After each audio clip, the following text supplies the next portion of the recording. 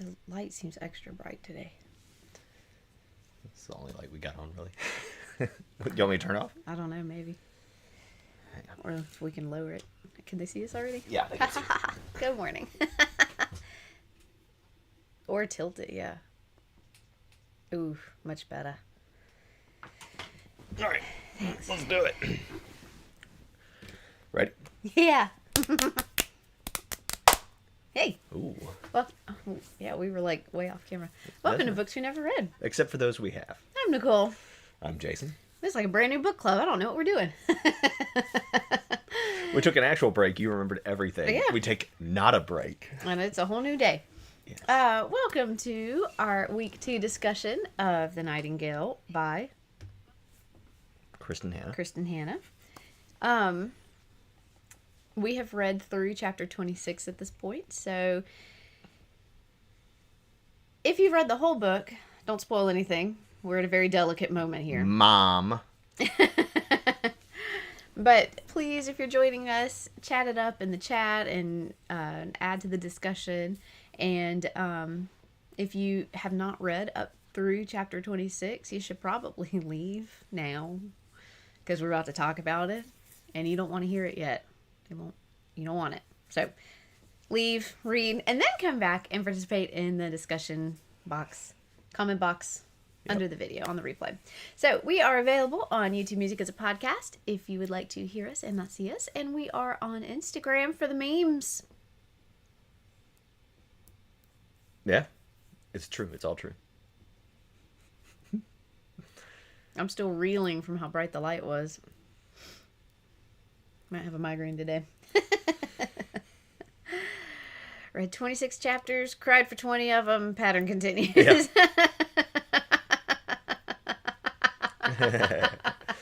Mom, you don't need to identify yourself, but she is in here today. I'll put it that way. Process of elimination there. Yeah. So anyway. Let's go ahead and begin. Okay. Where would we like to start? Boo-hoo-hoo-hoo. Boo-hoo. Look. This was a rough one. I have forgotten her name. Sarah. Mm-hmm.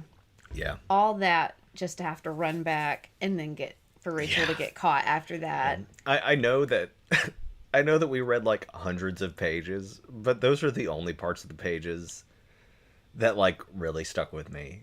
It was so traumatic. Yeah. It just wiped away whatever else we had read before that. I don't even know. Now there's some trauma after that, right? So let's maybe we try to hit the other things before we talk about the things that really stood out so that we don't like forget. But like the majority of this reading is really about the mountain travel. Yeah, about the mountain travel. Yes, yeah. I'd forgotten. Yeah. And so, Shelby says that the first half was a little slow, and like I don't disagree. And you really only get like the first mountain travel and then like kind of a second one, and then you find out later like she's done it 26 times. It's incredible. And I enjoyed that process of seeing her get those guys over the mountain. And I also made a comment about on her second journey when one of the Yankees had a hard time listening to a woman in charge. I was like, well, that's typical. Yeah. So he is dead somewhere. Yeah, he fell down the mountain or whatever. But I thought that part was all very cool. Like, I enjoy hiking, not for my life, but just like to do it.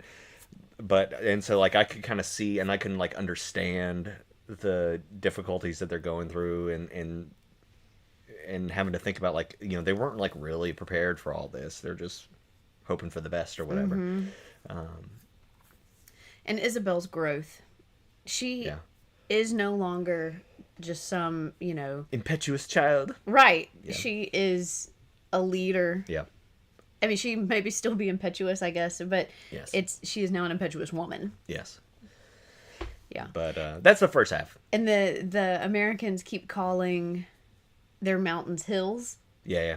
Which I understand that compared to American mountains now. No, the Pyrenees are real mountains. Are they? I was going to say. They just don't know. But like. Yeah.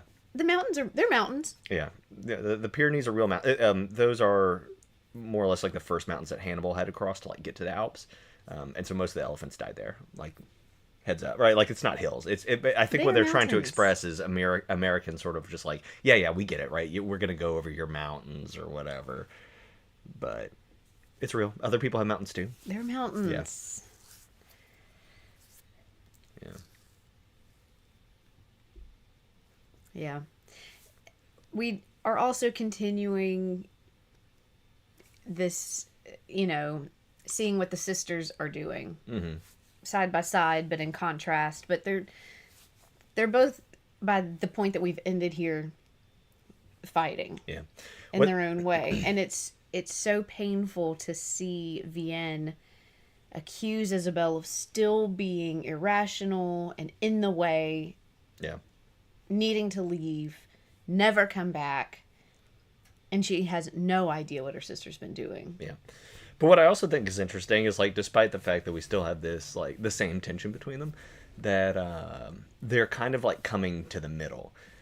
Isabel is growing up, and Vienne is becoming more, like, radicalized. And so, no matter where you started, this war is causing you to become, like, what it needs, or what you, maybe not even what you need, because, like, Vienne could just, like, keep shutting up and, like, doing her thing, but she's risking her life, and she's becoming more like Isabel, and in the same way Isabel's kind of becoming more like her. She's having to stop thinking about, like, what would I do just to protect myself, and she's thinking about these, she doesn't have kids, but she has these airmen or whatever who are sort of the stand-in her case, or her father, maybe. I love the reveal that her father is working with them. That's fantastic. I'm here for it. Wow. Yeah.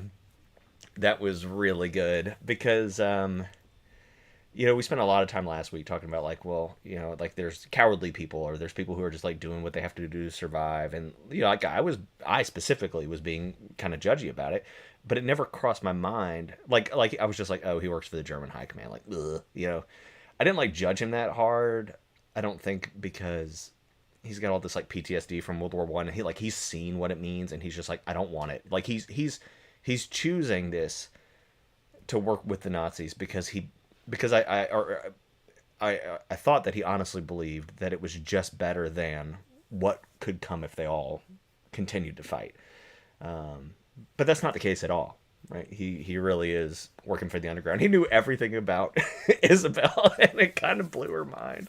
And I thought it was very realistic that Isabel still, in that moment of reveal, was like, but why did you abandon us? And why did you send us away? Yeah. Again and again and again. Yeah. She's realizing this thing about her father, but then there's still this whole backstory that she can't reconcile. Right. So just a lot of conflicting feelings and things here. Mm-hmm. Shelby says she likes how they paid everybody in the network, and then eventually get worried that the Germans will notice that everybody's, like, not starving. Right? It's like, when things are going so well with your little resistance that you have to, like, downplay it. Yeah. And, like, not be so well taken care of. That's kind of funny. Yeah. So we finally have foreign-born Jews getting rounded up, right? So this is getting into Sarah and so this is sort of, things have been bad, but now things are getting, like, weird. Beck, bad guy, I'm on board. But, he talks about how, like, this is an unspeakable evil, I think is the words that he uses to describe them rounding up Jews. But he's over there at the train station with a whip, taking part. Mm-hmm. Even if he doesn't agree with it, even if he thinks it's bad. Because he's following orders. Which I'm not sure, just, it adds a factor to it, but it is not it doesn't excuse his behavior. And he does give them heads up, for Rachel. Unfortunately, they don't pay, like, enough attention to his heads up. But, he does. I was so mad at Vienne. Mm-hmm. Like, yeah, she stinks. Yeah, she needs a shower. Nope, stay in your hole. Yeah. Stay in your hole. Yeah. That was terrible. I think the most tragic thing about Sarah's death is it's almost that Rachel gets caught anyway. But the real sad thing is that the next day, Vienne is like walking around town, and she's expecting there to be this big deal because a bunch of people got shot yesterday, like at a border crossing or whatever, and there's no big deal. It's not important. It didn't matter. It was business as usual. Mm-hmm. Nobody cared. And I think that's the most tragic part is just that this horrible thing happened, and it was just sort of like, yeah, you know, whatever, right? That part is what really got me. Mm. Yeah. That was terrible. And now poor little David having to change his name and is never really going to understand what happened there. Another like line that got me was when Vienne was figuring out how to tell Sophie is her daughter, right? Vienne, yeah, Sophie. Yeah. And she makes this comment that Sophie's too old to be lied to, but too young to know the truth. Mm-hmm. And how war changes your age. Yeah. You know, like your capacity for coping and understanding and processing and everything. Yeah. You know, talking about people who grow up, you know, Sophie was sort of being groomed to be this little Isabel. And I think she still is. You know, she understands, like, Mom, you know, like, we can't take that from the Germans, or, you know, like, it's wrong of them to, you know, kill Jews or whatever. And when okay, I'm starting to get all my characters mixed up now. When Sarah says, or Sophie says, I'll wear a star too, right? And she can't do that with her friend or whatever. But by the end of this reading, you know, Sophie has really grown up a lot. She understands that we can't tell the truth about our, you know, new adopted child. And it's still not clear to me how they're going to like pull this off in town. They've started spreading this lie about adopting a kid from a cousin who died. Yeah. Yeah. But like Rachel lived here. And like her kid was here. I don't know. I don't really see what the plan is there, but I would say all babies kind of look the same, but he's 3. Yeah. I mean, like, he's not a baby. And like, unless you just never hauled your kid around, but she did. I mean, yeah, I think so.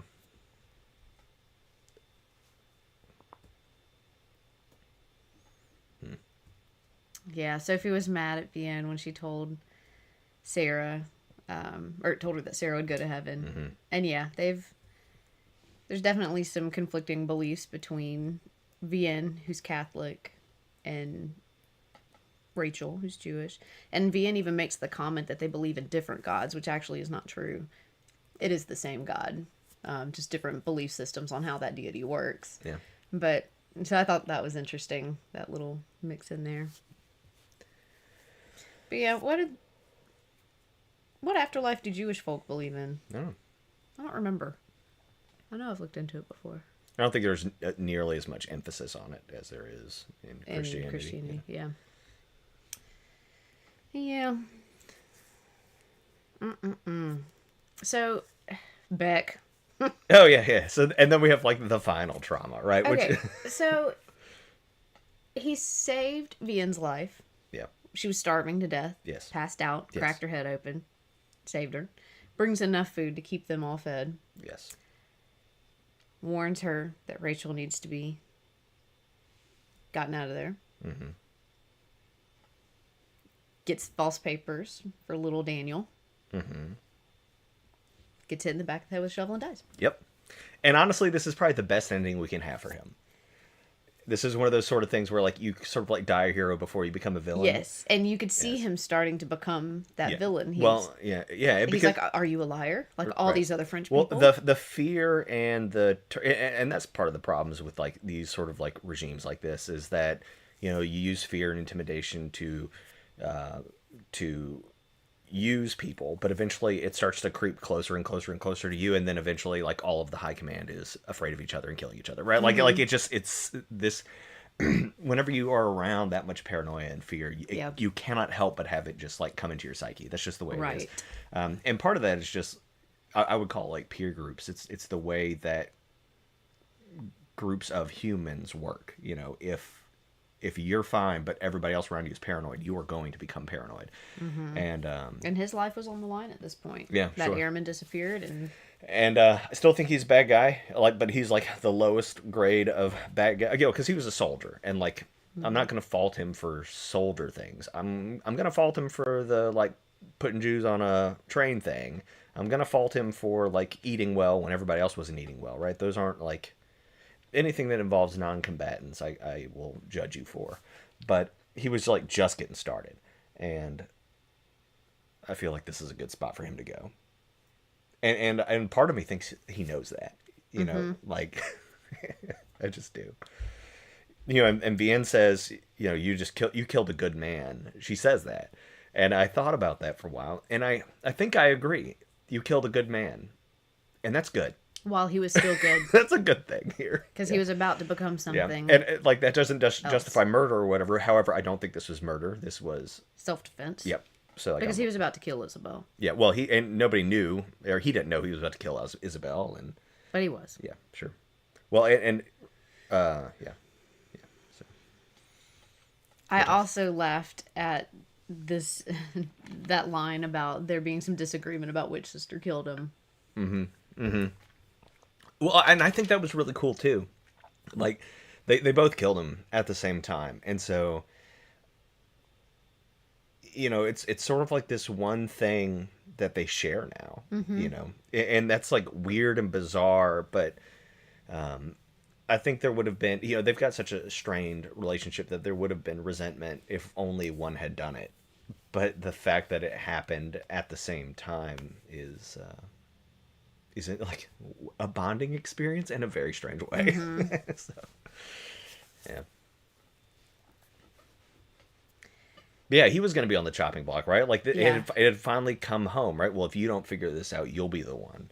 And Yeah. and I get that desperation, because it's the same desperation that Vienne felt to save her daughter. What do I need to do to, save my kid or whatever? And Mm-hmm. um,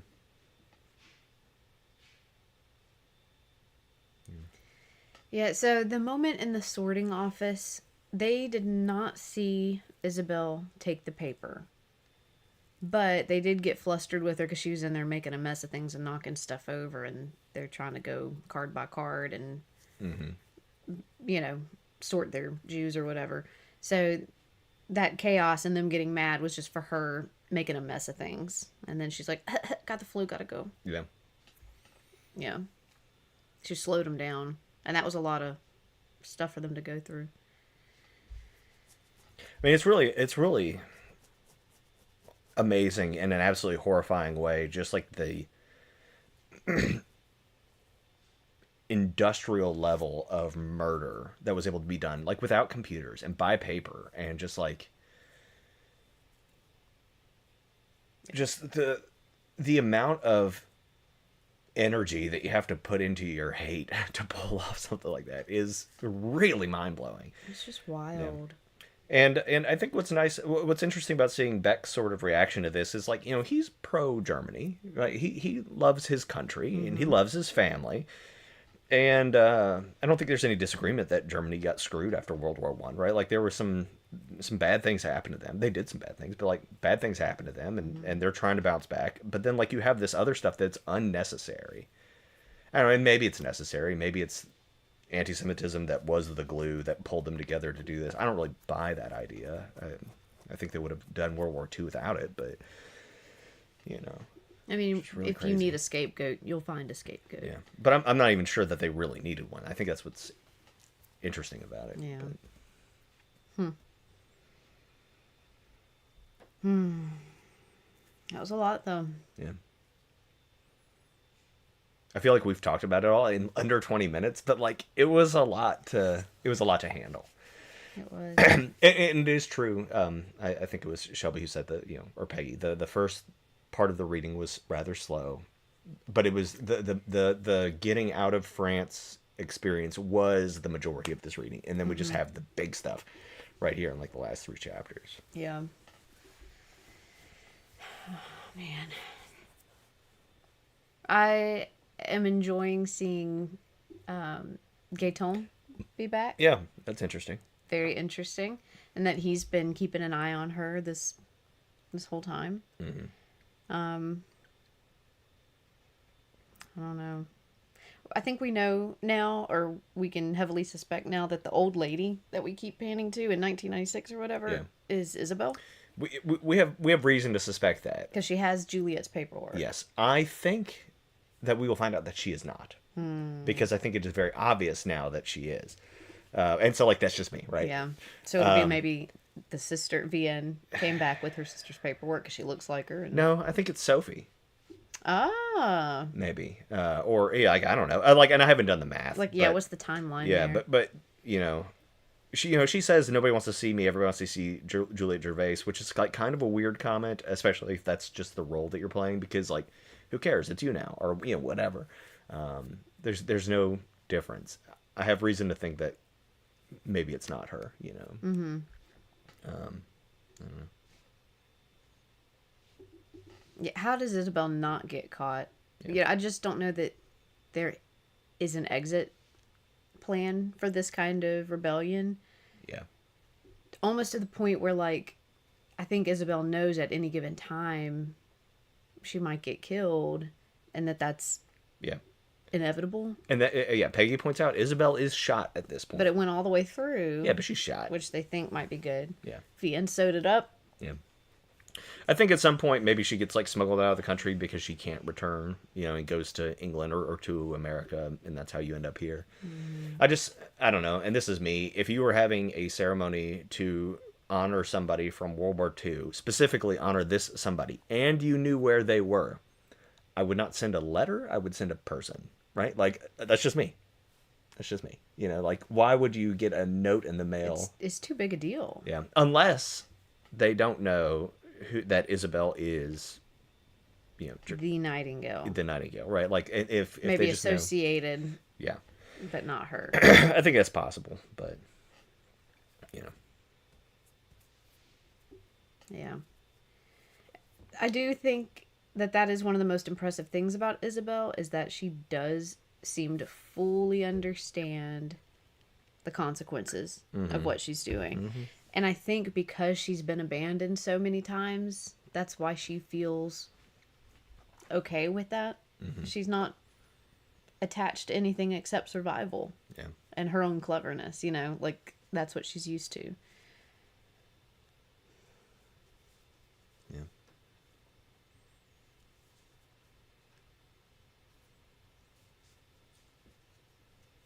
Yeah, Sophie's 10, Isabel's 20, Vienna's 30. I mean, so then if you add, you know, 56 years, you know, Vienna's a little too old, probably. I mean, I really think it's probably Sophie, but I don't know. But in 96, I mean, this woman is, like, going to live in a home. She's, like, old. She's like 66, and she's going to a home because she has cancer. Oh, that's right. Apparently for the second time. Yeah, and it could be Isabel. I think Vienna's a bit much, but what do I know? Yeah. And a surgeon son. I mean, yeah, and is that son Daniel? I don't remember if she said his name. No, I think he's too young. No, they call him the name of Vienne's father. Julian. Yeah, Julian. Yeah, his name's Julian. Gotcha. So that's interesting. Yeah. Yeah. I have been thinking often about the uncle from All the Light We Cannot See. Mm-hmm. That was, you know, so afraid to get involved because he had known the terrors before, but did get involved and ended up in the... he was taken away. Yeah. You know, in like English literature, we call everybody who came back from World War I and had trouble with it, you know, like the Lost Generation. Mm-hmm. And that's probably my, like, favorite period of American lit, is that, because, like, you just see this sort of God, what is the guy? He's a poet. He's my favorite poet, and I can't think of his name now. Right, the Hollow Man. Everybody knows him. Anyway, but, like, you just see sort of, like, this despair, and, like, once you realize, like, what is possible, like, you can't put that back in the box, you know. Mm-hmm. And that's what's afflicting both that uncle in All the Light We Cannot See and T.S. Eliot, yes. And, you know, Vienna and Isabel's father, Julian, is that, like, they can't put it back in the box. They see they know what this could be. And like, what a terrible choice to decide that you're going to fight and put other people in this fight. Or are you just going to like roll over because whatever happens has got to be better than what you saw there? Yeah. I'm really enjoying this book. Yeah, for sure. Yeah, Peggy points out that somebody says that men always think that war is about them. And I said this last week, but I think that's like part of the dude mentality. Yeah. Is like a fight is always about you, and Yeah. it isn't. Shelby Neal Stevenson has come up on my list. I was looking for a sci-fi book for us to read next. And he came up a couple of times. Oh, yeah, because we do announce our next book today. And I think I have it picked out. What? Cool. I'm glad we got this. You know, this is I say this every time we read historical fiction because like there's a lot of historical fiction out there. I'm sure there's some bad ones, but we've really picked really good ones, and it's not something I would ever choose to read on my own. Yeah. I think historical fiction is one of my favorite genres. I think the books that like stand out most to me that I've ever read have been that genre. But I have to really pace myself with it because they're always emotional nightmares. Yeah. Like, Yeah. It's never about like the positive times. And like even when there are positive times, it's because it's usually built on the back of something less positive. So there's that. The grocery store one just popped into my head. Yeah, that was really good. Heaven and Earth grocery store. Yeah. Forgot about that one. Yeah, it was good. Yeah. Yeah, but I mean, these are books that show, I mean, like human resiliency and cleverness and kindness and compassion in the midst of whatever else is actually going on. And that's nice. Yeah. I think what's interesting, I guess, is a lot of the sci-fi books that we've read kind of deal with like otherness about aliens and bridging that gap between us and them, you know, whether it be Rocky or the Spider People or, you know, whatever. And, you know, trying to find a sense of us with something that is like very obviously other. And then what's interesting about all these historical fiction books that we've read is like it's the same thing, it's just very much on the nose, right? Like it's look, are they really that different, right? Like is Rachel as a Jew really that different? She is your neighbor, she is a French person, she teaches at the same school, right? Her kids hang out with your kids, you know, how is that other? And then if you and then you know, one of the lessons that comes out of World War II ultimately is like, okay, you're French and I'm German, but like maybe we're not other. Maybe we are European. Maybe we are human. Maybe we are whatever. And you know, and trying to build that way to an us, and that's the real struggle.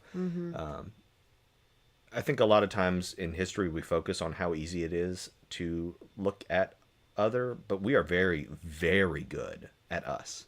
We're probably better at that than anything else. We're very good at adopting people into our circle and, you know, sharing with other people. Like we really are. We would not have got here if we were not. Right. You know? But that other thing is still in there. Yep. I've also been thinking about West with Giraffes as we've read this. Just in the fact that they're both kind of like the modern frame story. You've got this older person going through something, and then the story from their youth comes up, and it kind of begins and ends really with this older person. Yeah, sure. Kind of telling that story. And back in the day in like British lit, everything was a frame story. They could never just go into a story. It had to be, I was walking through the woods and it was 20 degrees and I was lost and I stumbled upon this home and they let me in and they said, gosh, what are you doing here? And I said, let me start from the beginning. And that's called a frame story? Yeah. I did not know that. Yeah. So the outside story with, you know, the inner story within. Interesting. Frankenstein, frame story. Wuthering Heights, frame story. I do love Wuthering Heights. I have like a weird spot for that. So good. Yeah. Project Hail Mary proved humans can adopt other species too. Yep. telling you, Children of Time and Project Hail Mary. Mm-hmm. It just does not get any better. I'm just convinced that we can never tap into that again. Yeah. So Peggy says collectivism is lost the more developed a civilization becomes, and I think that's interesting. And I think that we see that in a lot of stories, except in the first series we read. What's that called? Ever. I can see the picture. The Chinese science fiction. Anyway, but the point is that book, partially because of the just like the Remembrance of Earth's Past. Yeah, Remembrance of Earth's Past. Just because of like the culture that it comes from, and because of the sort of the echoes of the communist revolutions in China that you have in the books and all that. There is a lot more collectivism there. And I personally do think that if we are going to get to a sci-fi future, it's going to be much more collectivistic than we Western folks tend to think it would be, just because that's what I think is necessary to get there. 3-body. Thanks. Thanks. So, yeah.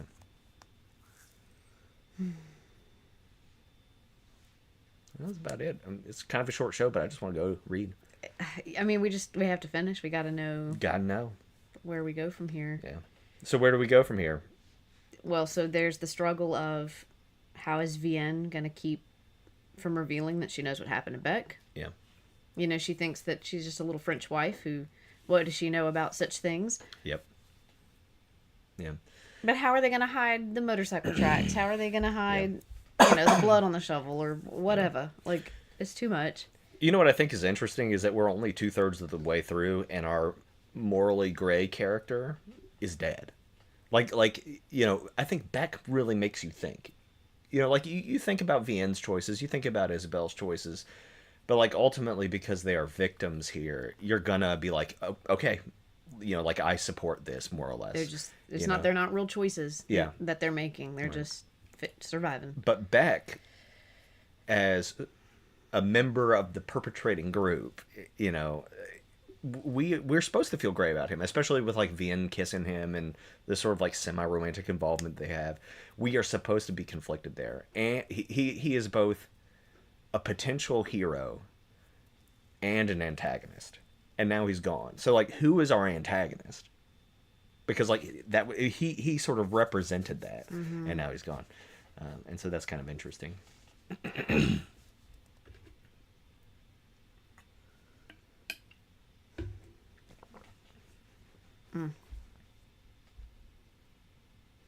Yeah, Le Jardin is ruined.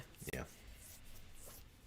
Oh, I was losing it with Vienne and all her ribbons tied for everybody. Mm-hmm. God.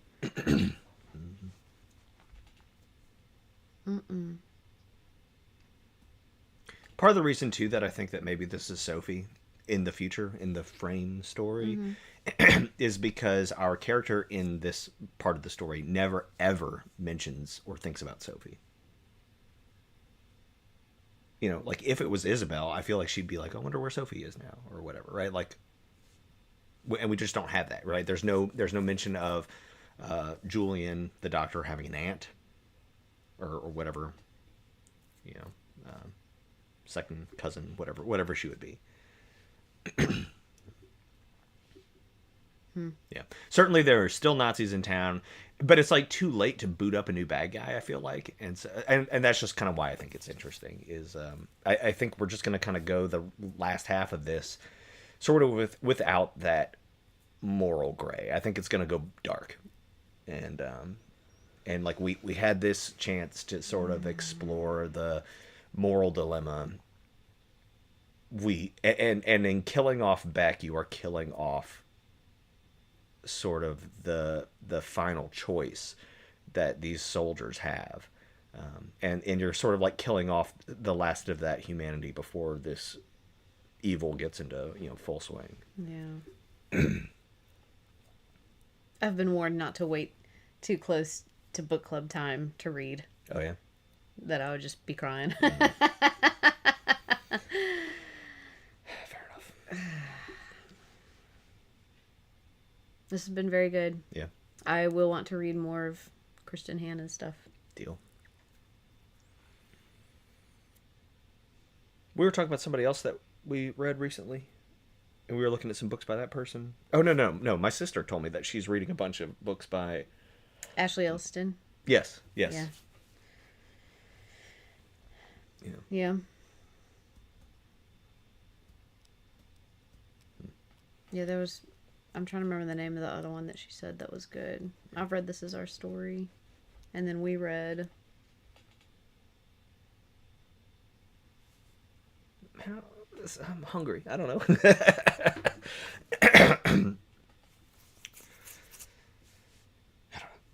Doesn't matter. It was the last book we read. Like, literally the last book we read. It's right there. Just go back and look at the next playlist. It's fine. The fact that we can remember this book is a testament to this book, considering how hungry and tired we are today. What was the name of that book? It doesn't, I keep waiting on someone to say it in the chat.